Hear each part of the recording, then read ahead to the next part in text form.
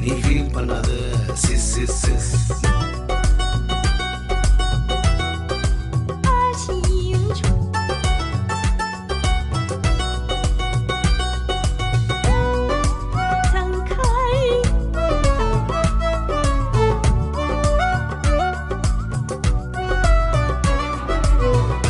கடக்கும்போது கத்தல் உணர்வார்.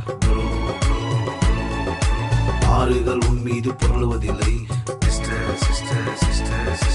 அக்னியில் நடக்கும்போது வேகாதிருப்பாய். அக்னி ஜோலை உன் பேரில் பற்றாது. இயேசுவே உம்மை